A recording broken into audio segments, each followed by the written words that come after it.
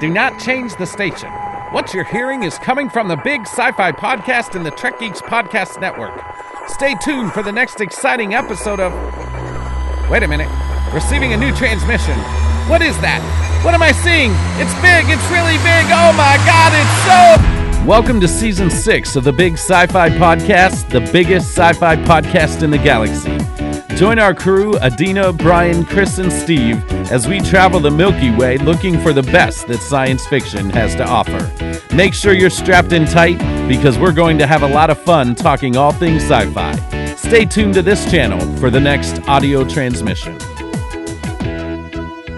Hello, and welcome back to another episode of the Big Sci-Fi Podcast, where we have really fun discussions about all things sci-fi. But before we begin, we are part of the Trek Geeks Network, where you can find other really cool sci-fi podcasts, mostly about Star Trek, such as the great show Sci-Fi Sisters.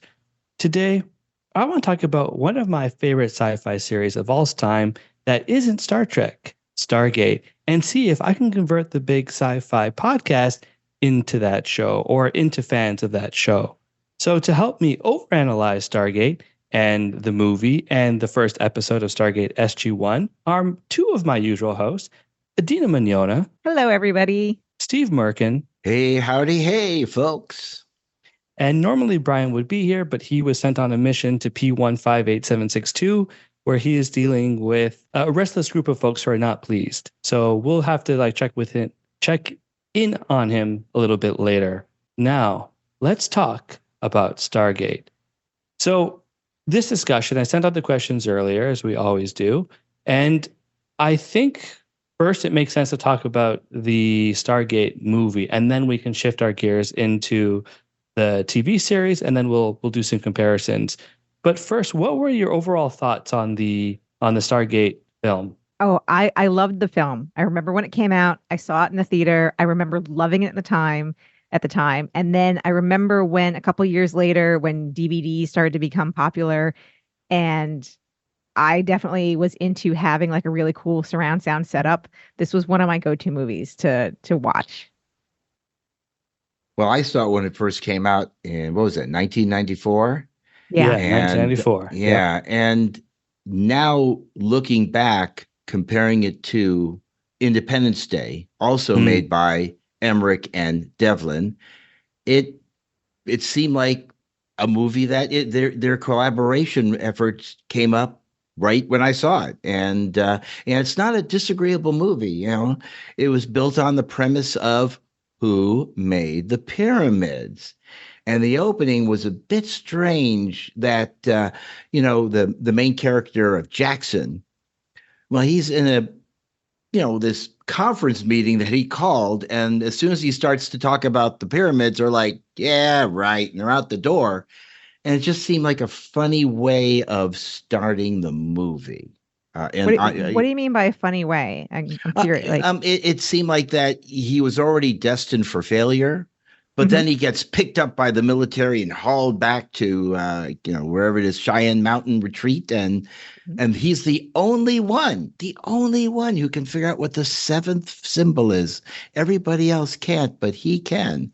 So it always seems like that's the kind of way these things, they just throw in the main character right away. Boom, he's there, and he solves the problem. And I thought that was good, because I mean that was just really the initial thing to get where they were going. This isn't solving the big problem. This is solving the first little problem to establish what's going to happen next. I don't know. I liked it. I always liked it. Yeah, me too. I love, that's what I'll say. So I enjoy the movie. I think there's a lot of great aspects. I don't think it's a bad movie.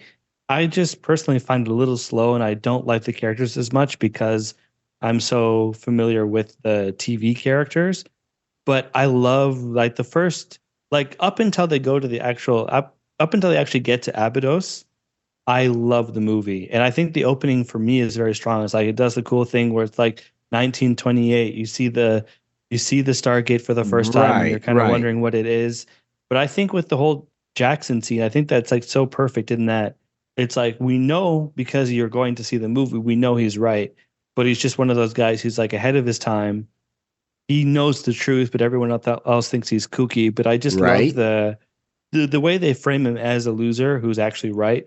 So they have the conference, people are leaving, and then the fact that he doesn't have an umbrella, I think, just adds to this guy's a loser when he's coming out of the thing. But it's like, I'm a sucker for person's a loser or considered to, even though he's not a loser, considered to be, and they're out of luck, and then all of a sudden somebody gives them the opportunity. And I love the scene where it's just like, well, here's the chance for you. You don't have any other options. You're evicted from your apartment. You have to come here. So I love that.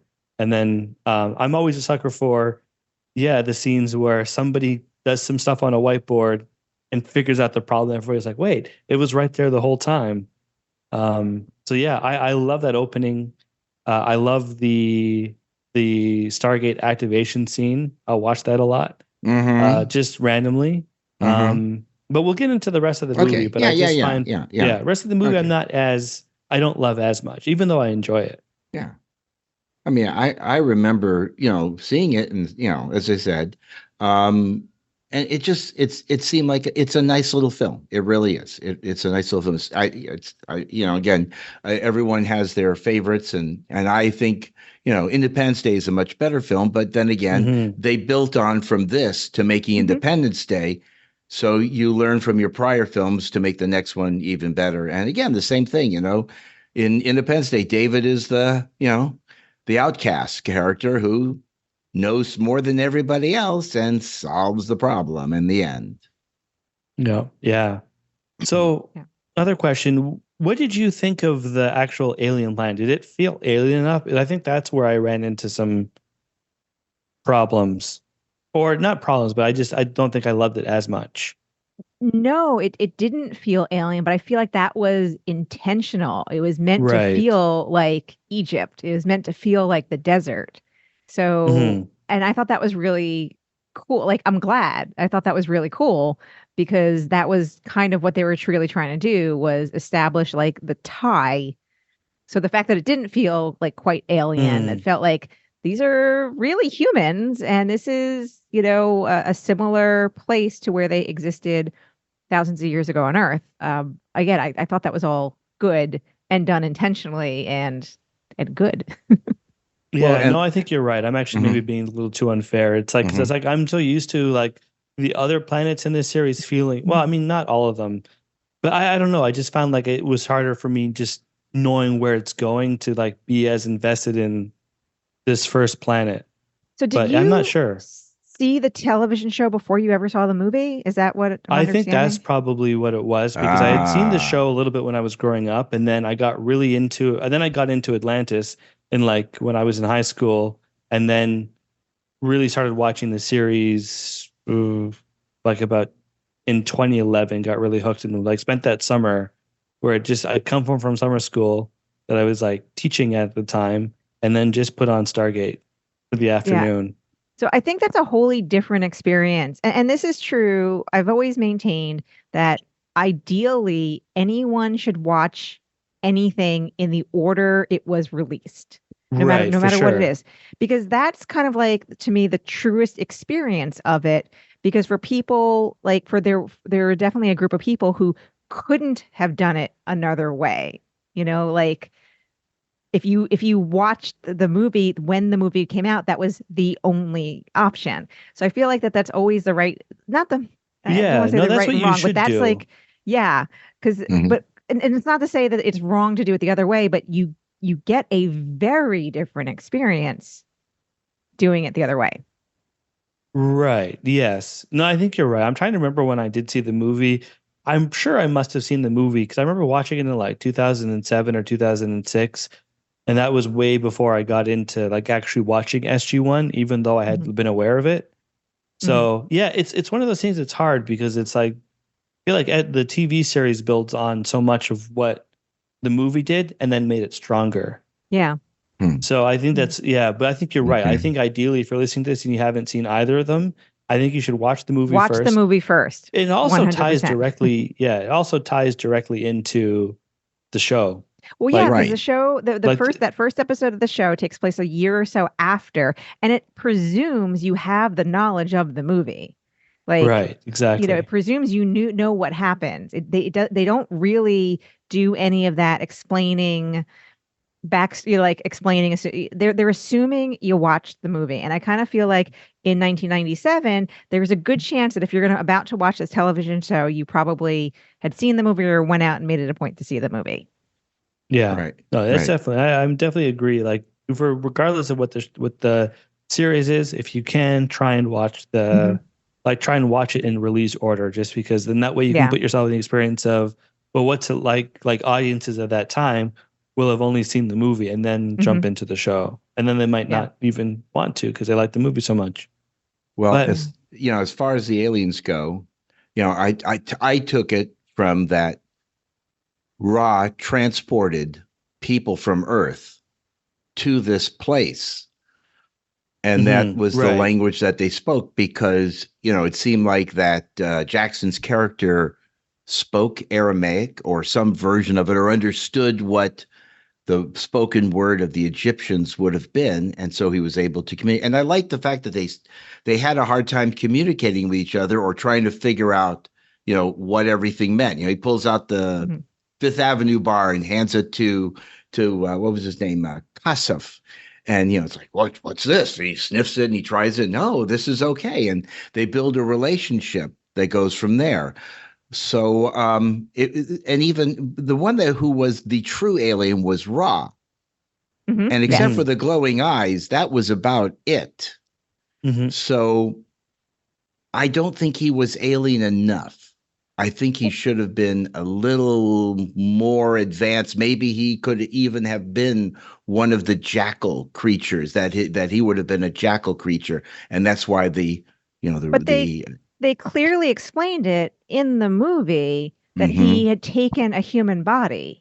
Right. Yeah. That's kind of their whole shtick, is that they take human bodies. But that makes it easy that they don't have to come up with any character outfit for him, or I don't know if that was, but that's the thing is, like, again, look at the quality of the movie with all the CGI and all the things. I feel like that was not why they made that choice. Like, it was not necessarily like, look at everything else about the movie. The rest of the movie is gorgeous. Like, I think it was Just, budgetary. right. It was more this is part of that really was part of the world building of the situation. Yeah. For him. Now, going into the TV show, budgeting is going to be a different thing. And so this kind of happened to work out. But in the movie and the actor, I remember because it was a big deal, this actor, and of course now I'm blanking on his name, but I remember at the time, they were like a, kind of a either trans, non-binary something. And it was a very new big deal to have this actor in that. That's kind of what my memory at the time. Okay. And they're gorgeous, like their features were perfect and it was gorgeous. So it really worked so well in this story of, the story of the alien wants this perfect human body and to preserve themselves in this perfect human body. And it wasn't just the eyes, it was the voice also. Oh yeah, the voice. They do a good job with the voice. Yeah. Yeah. He was the loudest person in the room. Yes. Yeah. But in this kind of creepy, surreal, otherworldly way, And presumption of, you would think that the people would react to someone like that because he's supposed to be a god, and he would have the booming voice and he would have the features and so on, and that the people would. But what were they? They were just running a mining operation. Is that what all the people there were doing? What they were building? Yeah, because they weren't building pyramids. They weren't the Israelites, but they were hauling out that ore that made the nuclear bomb 10 times or 100 times more powerful. Oh, was it Naquita? Yeah, I mean, I don't remember the name of it, but it seemed like that was also kind of, I don't know, a little secondary as to, freeing the people, they're freeing the oppressed. These are the, Moses showing up and freeing the Israelites from the oppressive Pharaoh, which is what they ended up doing in the end. Yeah. So one question I want to go to, and this obviously it's for all of us, but Adina being the scientist, How did you feel about the I Stargate am in not an general? Egyptologist. Yeah. Egyptologist. How do we Egypt. Egyptologist? Yeah. Egyptologist, right? Although I've been in Egypt, I've been in Cairo. Oh, wow. I have not in real life. I've been to the Video games Luxor I in have. Las Vegas, but that's about it. So I was in Cairo in 2005 as part of like this kind of round the world trip I did. And the two things that struck me about Cairo, well, gosh, actually, now that I think about it, now that I just opened up my brain's floodgates, there were a lot of things that struck me. But a couple of them is like the pyramids. I did go to Giza. In some ways, they're not as big as I thought they would be in real life. Oh, really? And Really? they're right on the edge of Cairo. So it's like you look one direction, you see pyramids. All you do is turn around, you see the city. And I really thought there was more separation Oh, there. wow. So that was a little like disorienting. That was number one. Number two, at least at the time, Cairo was like the dirtiest city I've ever been to in my life. Wow. And remember, I grew up outside New York City. And number and actually, when I was a kid, when I was really little, for a little while, we lived outside Pittsburgh in the 70s when Pittsburgh was not so. Pittsburgh is great now, but it was not back then. And then number three, if anyone ever gets there, there's the Egyptian Museum. Yes. Which was the most amazing museum because growing up, every now and then there'd be like a tour in one of our museums where like you see like a sarcophagus. They bring one around and they bring something from King Tut around. And it makes it seem like ultra rare. So we go to this museum and it's like sarcophagus piled on top of sarcophagus piled on top of sarcophagus, and everything has Egyptian hieroglyphics on it. It's like nothing about any of this stuff is rare. It's like you're swimming in this stuff, which was also weird. So anyway, that's all the Egyptology stuff I know. So back to, I think the question Cris is going to have is, from a physicist point of view, what did you think of the Stargate device and how everything worked? It's just as hokey as warp drive or anything else. It really doesn't yet have any kind of basis in reality. But it's fun. Again, nothing though. I always look for self-consistency within whatever I'm watching. And so, okay, sure, yep. There's a gate on one. There's a technology device that is well beyond our understanding or ability that basically enables you to travel through space-time. Okay. Sure. Again, as long as it's self-consistent. Now, watching the first episode of SG-1, they actually, the language that the physicist used about like they, used the word event horizon and stuff like that. I was like, nope. I feel like that was not the right line of dialogue right there. But it did sound cool. It did sound cool. So yeah. Even though it's like supposed to be like an artificial wormhole, I think that's what they an event horizon very specifically is related. We use that terminology when we talk about black holes, not wormholes. That's why that was like the wrong word to say. But again, other than that, like I said, so I look for self-consistency within a thing, and that. So it's fine. It's fine. I have no problem with the Stargate. I think and I think I love the Stargate. I think it's cool. And I think, and this is something that like, if you watch the show, they do a really good job of. They're very good at being self-consistent in a way that if Star Trek brings up a science or a tech, and then they bring up something, say 10 episodes later, that's contradictory, they just won't elaborate. They'll never even talk about it. But Stargate does a very good job of, here's the new thing. Well, how come then when this happened in this episode, it didn't work? Oh, that's because blah, blah, blah, blah, blah. So even if it's a BS answer, it's like the writers are still very good at tracking how things work and explaining why certain things are doing something different than they did in a previous episode. So I love the self-consistency. And I like it in my head. I feel like it works like a transporter where it's going through a wormhole, but they're still being being dematerialized and then being rematerialized. Right. And so I do get that vibe. It just seemed interesting. Again, and now I think more of it. First, I was a little, after watching the movie, I was like, well, why does he have a giant pyramid-shaped spacecraft if he has these Stargates that take him from here, there, and everywhere? But then again, how did the Stargate end up on Earth? Well, they used his pyramid-shaped spacecraft to drop one off there. And then in the TV series, they say, oh, there may be an infinite number of Stargates out there. So you know that whoever this race of creatures are, they've been dumping them all over the galaxy.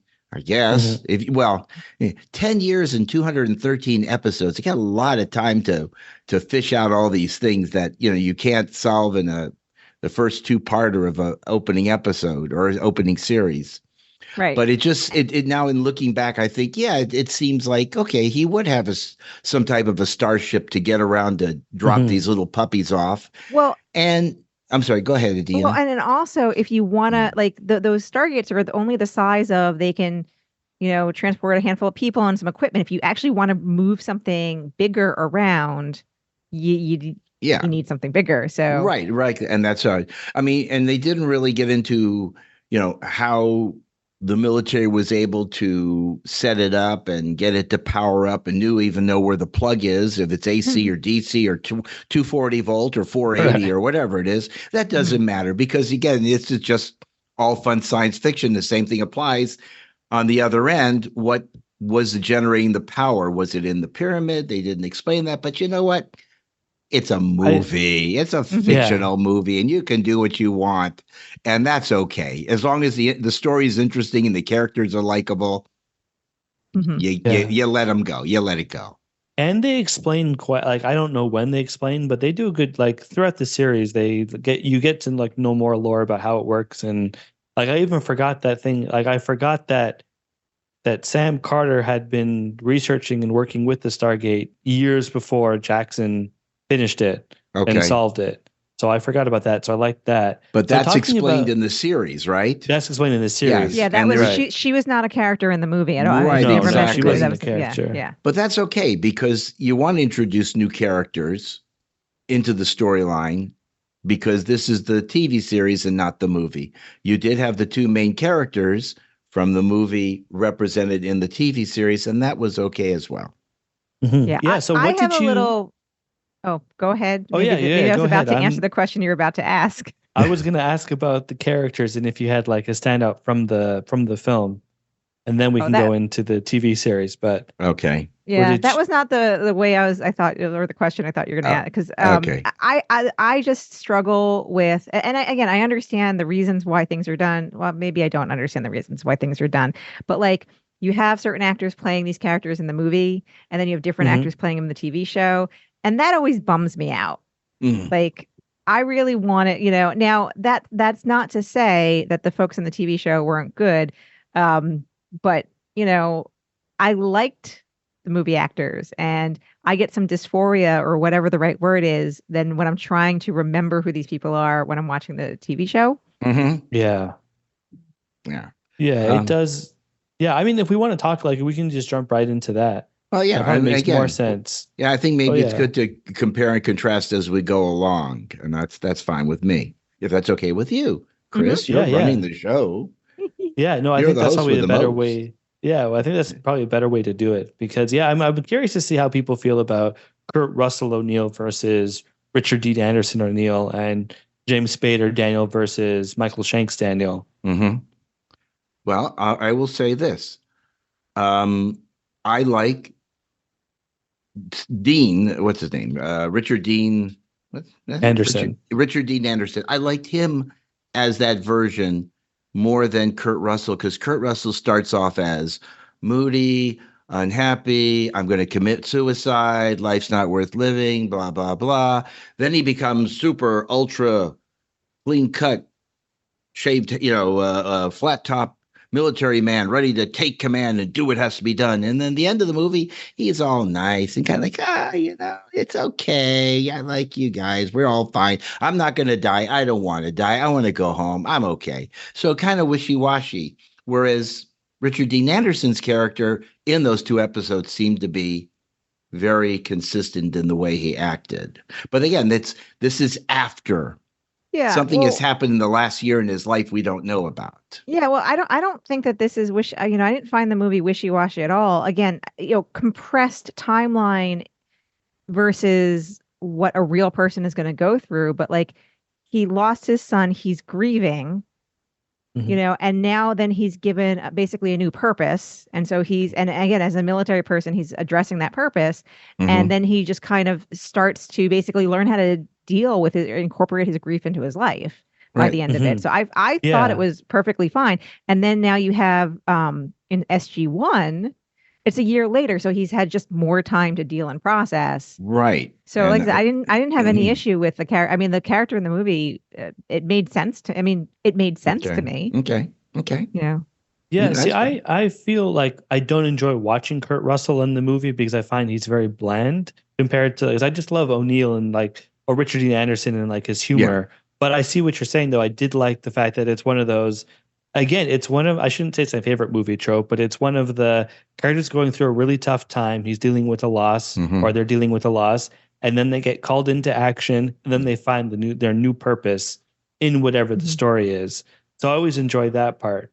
But I just find, because it's hard for me to, I'm trying to separate. I find watching Michael Shanks versus James Spader a lot easier than Kurt Russell versus Richard Dean Anderson, where it's Anderson's character is almost a completely different one, to the point where even in one of the early episodes, there's even a joke where he says something like, "Oh yeah, there was this other guy named O'Neill, but he had 2 L's and he didn't have any humor, or didn't have a sense of humor." So they sort of joke about that. But I think I'm so used to the series that I like that character more. Right. It was also interesting. It seemed like, again, the headliner in the movie was Kurt Russell. Right. But James Spader really was the star of the story. He was the star of the movie. And it kind of worked into that. And his character was very likable. I liked him a lot. And he was very consistent in the way he acted, with the sneezing and the glasses and tripping and falling and yanked by the intergalactic yak, or whatever that creature was that dragged him along. And he's the one who gets the girl. He's the lucky one. And he's the one who stays behind to help these people, which I thought that was very noble of his character as well. So I think they spent more time making him the likable character, even though I don't think he was the official star of the movie. I think that Kurt Russell was more of an established actor in this. That's what's interesting is Kurt Russell would be the headliner, but the way they show Jackson almost feels like, he is the main character. The fact that we see everybody else go through the Stargate, and then when he goes through the Stargate, we get to see him poking his head through the portal, or whatever you want to call it, and the dematerialization, as if he is the point of view, he is the main character that you're focusing on. Right. And Kurt Russell just happens to be the bigger name, but he's a supporting character. Yeah, I had always assumed, when I had originally watched the film, I'd always assumed that James Spader's character was, the main character, even though at the time, James Spader he was not as big as Kurt Russell, but he was a known actor. I wasn't that familiar with him, but to me, it was clear that character was intended to be the kind of primary character. And to be honest, I love French Stewart. He's one of my favorite actors, especially as Harry in Third Rock from the Sun. And to see him in a serious role, well, not a real super serious role, but more of drama was enjoyable to see him there. He's a favorite. Which one was French Stewart? Because I'm trying to remember the side character. He was one of the soldiers on the mission, and he does. Okay, yeah. But if you watch Third Rock and you see how he acts as Harry, there's no relationship to this whatsoever. But because of the series, I became a big fan of French Stewart whenever he's in any type of movie. So it was nice to see him in this role. So the funniest thing is Kowalski. So to me, here's the thing: is, again, that was a character I did not remember from the original series or from the original movie, because he was just one of the, he was one of the team. But then I rewatched the movie maybe a year or two ago. In the intervening time, I became a humongous fan of the Penguins of Madagascar. Oh. Now, the character there, and in the Penguins, there is a character, Kowalski. It's spelled differently. One is Kowal, one is Kawal, but it sounds exactly, when you're hearing it, it sounds exactly the same. And so now I cannot watch Kowalski in Stargate without thinking of Kowalski in penguins. And if anyone knows the penguins of Madagascar and where they came from in the Madagascar films, and then they had their own little thing. Oh, it's hilarious. Just smile and wave, boys. Just smile and wave. Yes. Yeah. Right. I forgot about that movie. Yep. Love it. Hey guys, it's Brian again from the Big Sci-Fi here at Trek Long Island 2024. And I have a new friend, Molly Magdelena, who owns Stembolt Arts. And I'm standing here with her at her table in the vendor room and just in awe of the art that I'm looking at. It's so fantastic. I've seen a lot of people come through with their mouths open, just looking at it. It's amazing artwork. I'm going to let Molly talk to you about what her artwork is and where you can find her online and all that good stuff. So, Molly? Thank you for that great intro. I make art using resin, and I mostly make deep space art and a ton of Star Trek art because that is where my heart is and my fandom. I've been watching Star Trek since I was a kid, and I've loved all the new Trek as well. So I make everything from little mini stem bolts to large pieces, and pretty much everything in between. I've been working on making planets lately, and I love to make stuff that glows in the dark. So a lot of what I make will glow for a pretty long time in the dark. I started making art as a therapy, a way to heal from PTSD. I was a nurse at the very start of the pandemic.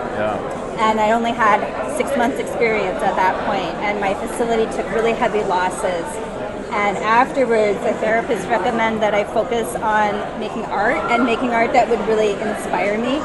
And Star Trek was what got me through a lot of the roughest days of the beginning of the pandemic when I was working. There was a scene in Discovery where Captain Pike encounters a time crystal and he sees his future. And he repeats to himself his values, why he does what he does, service. And I would watch that over and over again in order to have the fortitude to go in and face the next day at work. So Star Trek has really been a part of my life since I can remember, and it has really carried me through the last years. And making all this art for me is a way to connect with other Star Trek people, but also just to express my gratitude for what it's done for me. So if you're interested in checking out my art, please take a look at my website. It's stemboltarts.com. And I'm also on TikTok and Threads and Instagram, and you can find me there on most places as M. Magdelena. And I would love to see you online or hopefully see you in person. Fantastic. Yeah, so overall, how did you feel about Kurt Russell versus Richard Dean? Because then I can't wait to talk about Daniel Jackson. I think that's so close. Again, I have this before where it's just, to me, in some ways, it's like a different character. Yes. Yeah. Yes. Yeah, I agree. And again, in the year that followed the period of time from when they came back from the mission and when the Stargate reopened after, they thought it was dormant and it was all done with, and you have the new characters go through it and abduct the female military member. Something happened in his life. And again, 10 seasons, 213 episodes, they can have a lot of time to develop and go back and say, hey, during that ensuing period of time, this changed my life, whatever. But you having watched the series all the way through, Cris, would know if they fleshed out that or not. And even if I kind of thought that, Carter and O'Neill might have some type of a relationship that they might develop because they feed off each. He's shaking his head. Yeah, I mean, there's nothing ever official, but it's always been hinted at. But nothing ever actually comes of it from the series. Yeah. I took it straight as a year had passed. He's dealt with his grief more, and so he's just retired, living his life, and just moving on. I didn't really think anything. I don't know. Yeah. I didn't think nothing actually had to happen. Nothing major had to happen that year. He just has been processing everything he went through and processing his grief.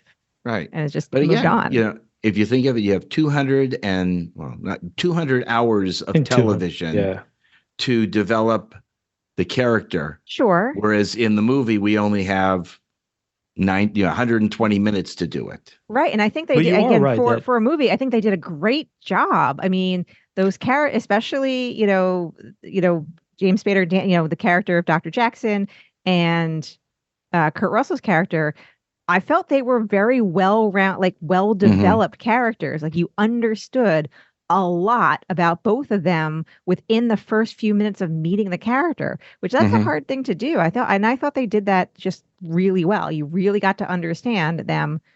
And I don't disagree with you, Dean. I agree with you on that as well. It's just that the series had more time to even flesh it out even more. Than it's interesting. What we saw. Like, I think, it's an interesting point that you make, where it's like, on one hand, you could look at like a completely different character, just separate the two. But also, there's the fact that when we meet him in the movie, he's just like he's dealing with the grief. It's very fresh. And then by the time he gets to SG-1, it's like he's had a year to process it. Mm-hmm. And go ahead, Chris. I'm sorry. I was going to say, go ahead. Oh, just that he had time to process it. So that actually kind of makes it make more sense. Even though, of course, I love, like, in terms of which one would I rather watch, it's O'Neill or Richard Dean Anderson, because I think I love the way he acts and his comedy and the way he works with everybody else. But I see Adina's point that it's you also have to just separate it and just be like, they're not the same characters. Yeah. What I did like was there's a line in the early part of the TV series where I believe Carter says, well, he can MacGyver these kind of things. That was fun. Yep. And that was like, okay, let's just do a little, hey, remember what show you were on before this? Is that considered a fourth wall break? It might be. It might be. Yeah. But like, that's what I love too, is Stargate. I love their humor. They have that all throughout the series of just making fun references to other shows. And there's even one scene where they're like, where Carter and O'Neill are on a planet and they're trapped. They have no way to get back. And O'Neill is doing like, Dean Anderson is like having a really like emotional scene. And then as one of the outtakes, Sam Carter, Amanda Tapping, just freaks out and is like, why can't you just figure this out? Here's a bubble gum. Just build us a bomb and get out of here. You're useless, MacGyver. So it's fun. They do have a good sense of humor. Good. That's cool. But how did you feel about James Spader versus Michael, or comparing him to Michael Shanks, or Michael Shanks compared to James Spader as Jackson?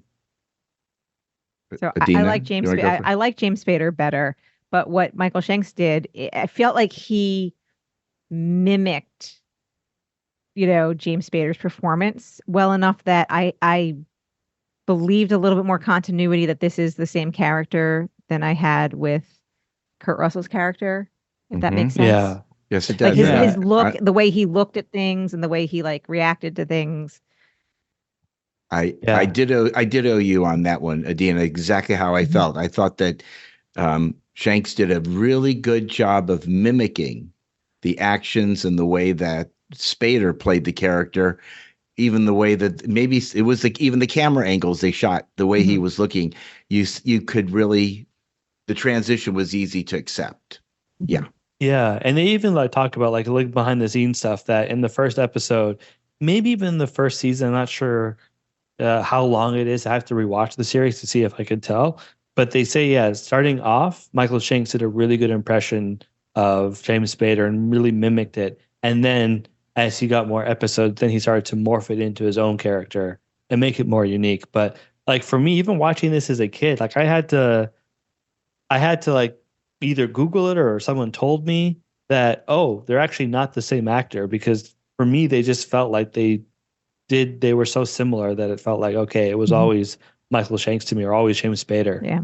But yeah, he does get in. Oh, I'm sorry. I was going to say, I just had one more thing I wanted to say about the Kurt Russell. The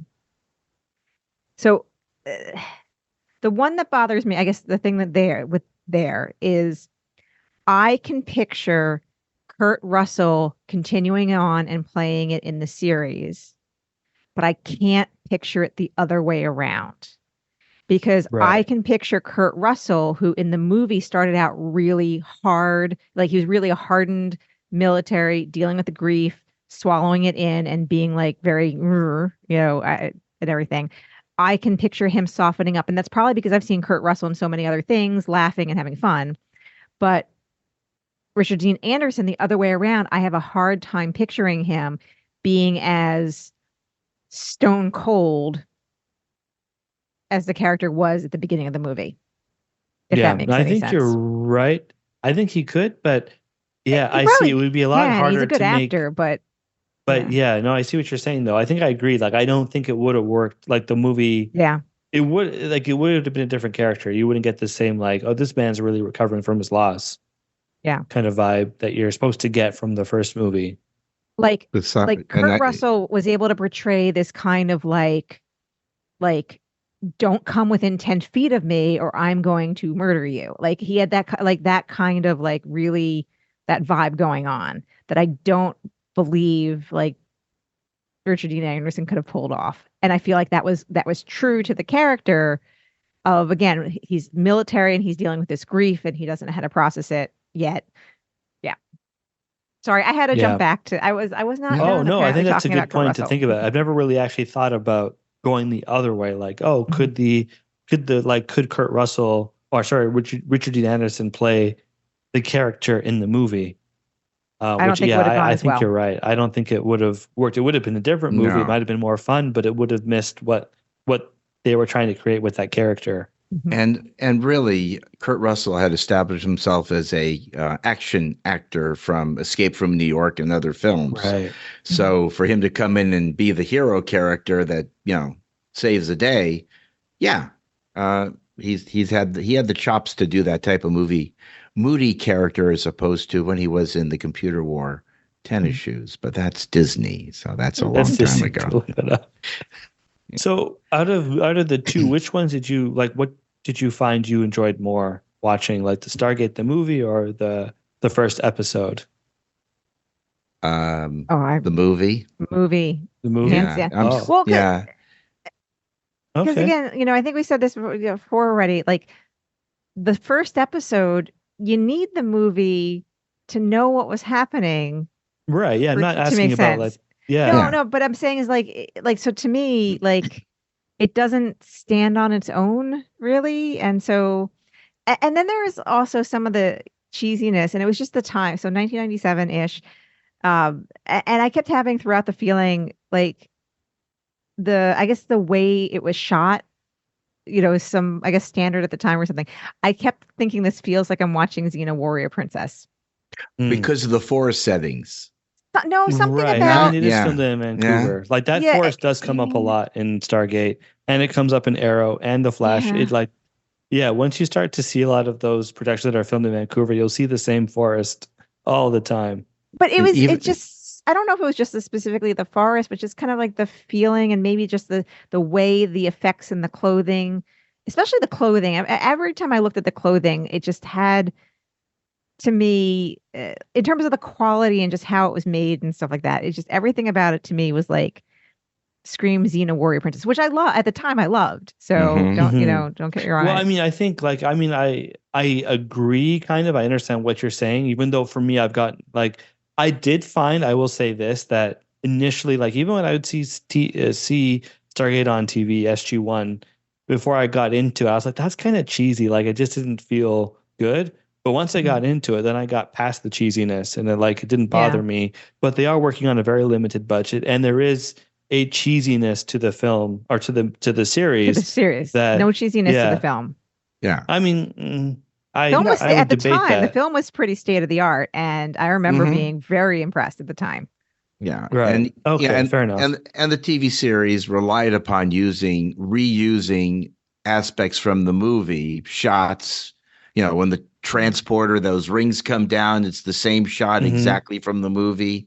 But then again, it doesn't have that scope of the film because you had these really beautiful headdresses from the movie, and then they go to the TV show and it's like, you can see that the budget was there, but that's, again, that doesn't fault. If the story's good, the acting is good, and you enjoy it, you can get past that and move forward. You're also dealing with pilot, I even know what you want to call it, but I think just generally speaking, pilots always struggle because you haven't found the characters yet, and they're still setting up the story. Yeah. And you're right, like it doesn't stand on its own. For me personally, like if I'm going to have to watch one or the other, I'm going to watch the series just because like I know the series and I like the characters more. Yeah. But yeah, I see what you're saying, that it's hard to like separate that if it's not a standalone where you have to watch the first one to understand what's going on.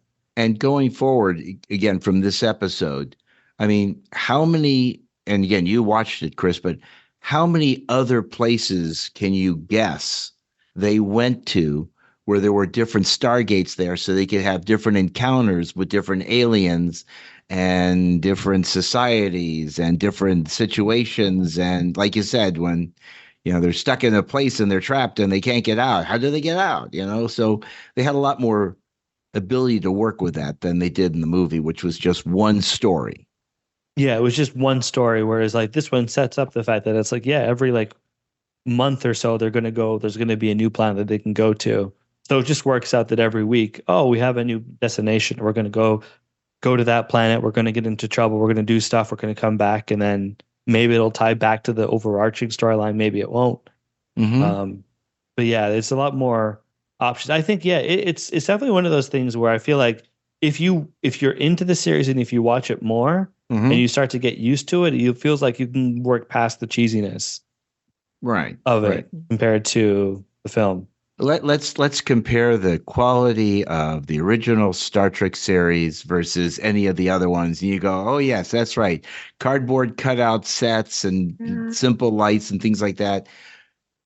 They had a budget. They only had so much of a budget. So like the series only had so much of a budget versus the movie, which had a much bigger budget and they could have a lot greater effects. But again, if the story was good, you liked it, Cris, you really liked the characters, you wanted to see the adventure and where they were going, I can see why you loved the series so much, because it just kept expanding as opposed to being just a 2-hour movie, period. Yeah, we got a lot more lore. You find out how the Stargates work, and for me, there's just a lot of great lore. And I was like, okay, this is my master plan. Get you guys to watch the first episode, and you'll be like, let me just watch the second episode and keep going. But based on the reactions, of time, I don't think so. Of course, of time. Yeah, I could see myself going and watching more. But no, this was just time this last week in. The investment to do it, to do it, to be, hanging there for another 44 minutes of SG-1. And to be honest, Cris, I never really watched it when it came on TV in 1997. Elaine and I were just talking about that when I showed her the notes, and she goes, what were we watching back in 1997? And, there was Voyager was on, and there were other TV shows. X-Files were on, as I recall. And there was, this didn't pique the interest of my family members, because all four of us were living together, my 2 daughters and my wife, and that wasn't something that they were going to watch. And then also, I don't recall if it was on network television. I don't believe so. Was it on network television or was it a syndicated channel? I can't remember when it debuted. I think it was syndicated because it was owned by MGM. Was the sister, was the parent company, and then. Yeah, I'm not sure. I'd have to look that up and see where was it? Where could you actually watch it? I'm sure you could watch it on Sci-Fi, but Right. Well, so that's the thing. I don't remember what me, that was in that time. So 1997 was the year that I graduated from college and was broke. So I only had over-the-air television, and I think that was one of the reasons why I did not watch this when it was originally on. Was because I don't think it was on network television. Because I was thinking, I'm trying to picture what was I watching on TV, because I can picture my old apartment that I lived in, and I can picture talking to coworkers about some stuff that we watched, and the number one thing that we were talking about was Ally McBeal. Ah, yes, okay. Oh, okay. That's when and then I was thinking I don't think I had I'm pretty sure I didn't have cable at the time. So I was limited in what I was watching. So for all these reasons, I didn't watch it at the time, and now here it is a bazillion years later, and it looks like and it's from also 1997. There's so many other shows. Yeah, there's so many other shows right now that are also right now, competing for time. Yeah. It's like it's one of the worst. I love it, but it's one of the hardest times to want to watch other stuff because there's so many other things to watch. Mm-hmm. So it's just hard to pick and choose. And now we have all these services and things like what's the show that you always say we got to watch For All of Mankind? For All Mankind on Apple TV. For All Mankind, right? And the other thing is, and it was really hard to go back and watch this because so you have a show like Ally McBeal, which was just amazing at the time, and going back and watching something from 1997, one of the things that made me, I guess it was cringe might be the right word, but in one of the first scenes where we met Anda Tapping's character, did I just say that name wrong? When we first like met her character and she's got to like prove herself, she's having that conversation, look, I fly fighter jets, and having to kind of prove that she's the character of Carter. Yes. Yeah. Yeah. Right. I mean, I just was like, oh my God, reliving that time period. Because that was when I was starting. That was when I just graduated from college and was starting my career. And luckily, I did not have that exact conversation with others, but I have female friends who did. And I remember always kind of having this feeling of being on guard whenever I met new men in the workplace. Are they going to treat me like that? Right. Are they going to treat me like I don't belong? And I remember kind of having this constantly being on guard feeling that followed me around maybe the first 10 years of my career until eventually that went away. And these days I don't have that feeling, but that scene brought that whole feeling back, and I did not like it one bit. Yeah, I mean that is one of the criticisms of that episode is that it's 1997. They're saying a lot of sexist stuff where she has to prove herself, and it's definitely but it's one of the things that I don't think. I mean, it was real. That stuff really happened in the real world. So on one hand, it's kind of good. It's not good, but it's it's almost proof. Mm-hmm. That's how things were. So it's good to remember that that's how things were. I think there are still people out there that are still experiencing stuff like that. I'm glad that I am not one of them, and I'm glad that I didn't have to do that kind of proving myself. But like I said, I had that feeling constantly for the first decade of my career that was the conversation I was going to have with people. And I have colleagues who did have that conversation. I don't mean to switch gears, but the reason why we didn't watch it when it first aired, because it aired on the Showtime network. Yeah, we didn't had to pay for that. Yeah. And it didn't switch to the Sci-Fi channel until 2002. So about halfway through the 10 years, it's when it went to something. But even in that case, you had to have cable, or you couldn't just watch it on, the CW at the time, or UPM, or you couldn't watch it on, whatever, I just had over-the-air TV. I didn't have any cable. And so back you then, would never been able to see it because it wasn't on over-the-air TV. Yeah. So that explains the reason why we didn't watch it either, because we didn't have Showtime. And by the time it was switched over to Sci-Fi Channel, there was other things to watch that you weren't already committed to. No, that makes sense. But I want to go back to what you're saying, Adina, because I don't know, maybe this isn't good, but from watching the rest of the series, they don't ever mention that again. It's they get that out of the way. They I think hopefully that's a good thing that they just is never ever brought up again. Anybody that she deals with just knows that she's brilliant and she's strong. Yeah. It never gets questioned. And what I think is so interesting. Oh yeah, go ahead. No. I was gonna say and for the rest of the episode, I liked her character.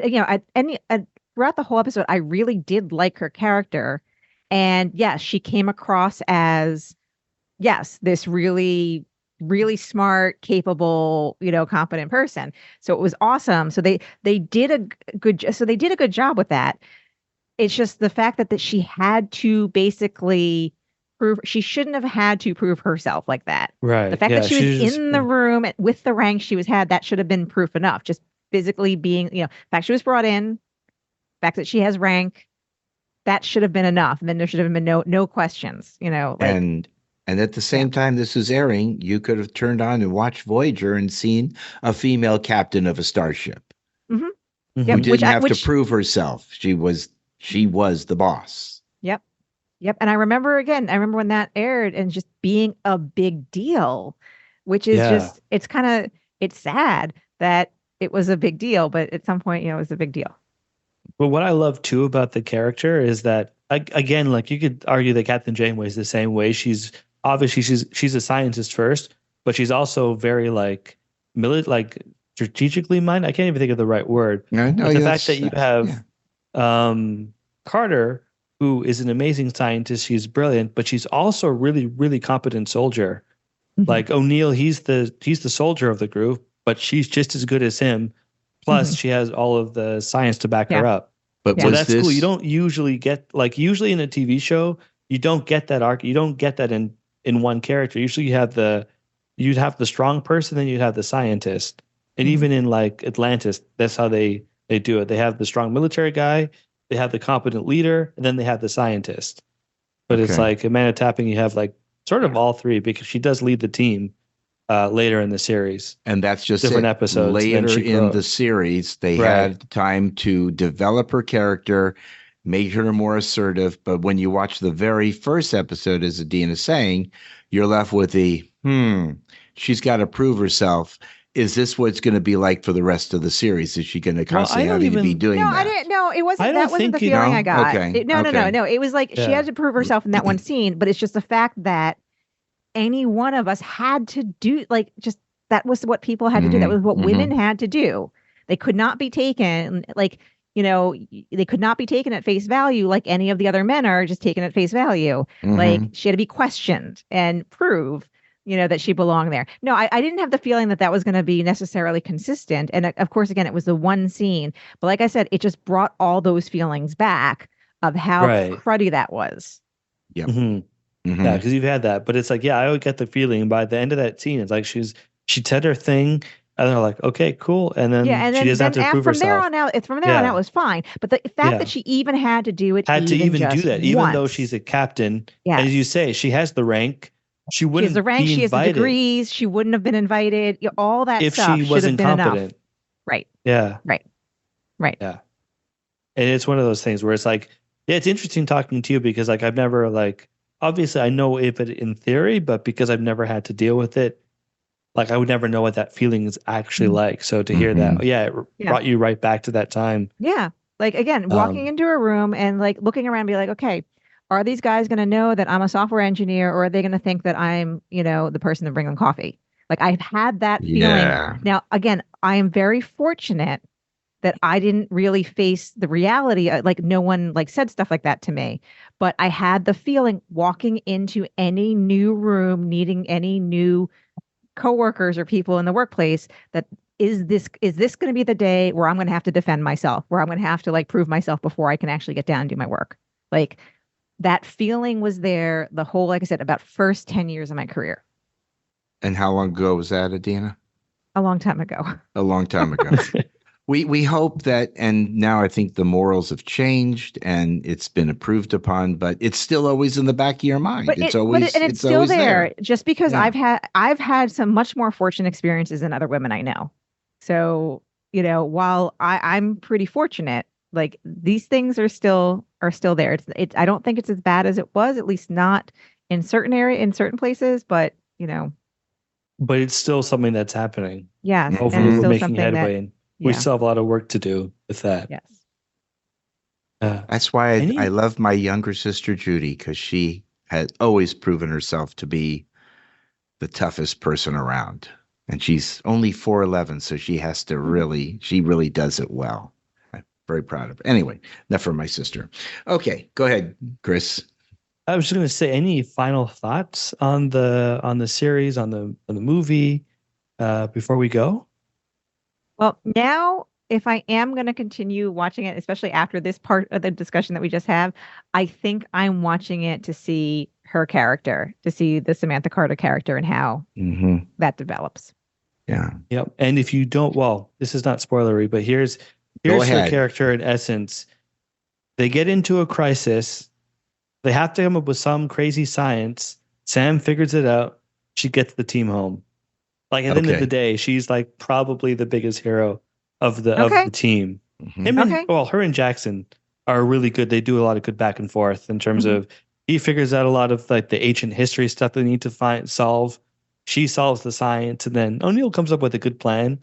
But like at the end of the day, I think Carter saves the day a lot, probably more than the other characters. So I think you'll be happy with her and how she develops. She was a likable character. I liked her right from the very moment I saw her, but to be honest, Chris, I don't know if I could commit myself to another 20. Oh my God, how many episodes is that? There's 20 a season and 10 seasons. There's a lot. Yeah, there's 230 episodes. Yeah, 13 episodes. And there's all the movies, and you have Atlantis, which I'd say if you're gonna go that far, do Atlantis for sure. Probably don't do Universe.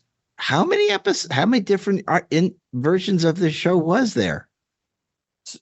Yeah, so there's SG-1 that has like 10 seasons. Then there's some movies like outside of that can like where the SG-1 is they have their own movie, so that all connects. And then there's Atlantis, which ran for 5 seasons, and then there was Stargate Universe, which was really good but ended on a cliffhanger, so I wouldn't recommend going to that now. And that one ran for 3 seasons. So there's a lot of Stargate that you can invest your time into. There's a lot of Stargates out there, kids, for them to explore. Lots of Stargates, lots of universes. Like I always feel like if this is how I would describe it for all of us Trekkies, SG-1 feels like the TNG of the series, and then Atlantis is like the Voyager. That's what I would say. Even though Universe is more like Voyager in a way, but the characters and like the way they deal with things in Atlantis, I feel like is more like Voyager. Was Atlantis an underwater series? Starts off underwater, but then the city rises. Goes from there. Okay. Oh. The first episode of Atlantis is called Rising. So I love it. I think it's so good. But yeah, I just want to say thank you all for that really great discussion. Even though I was hoping for a more enthusiastic, oh my gosh, I can't wait to go watch the other episodes. Sorry. But I totally get it between the cheesiness and the fact that we only have so much time. Yeah. And you guys are also very adulting because you have other responsibilities that maybe can't necessarily include 200 episodes of Stargate SG-1. No. But yeah, thank you for that discussion. Remember, everyone, stay safe, be kind, watch some sci-fi, and if you can, watch some Stargate because it really is a great series. So that's all for this week, and we'll see you next time.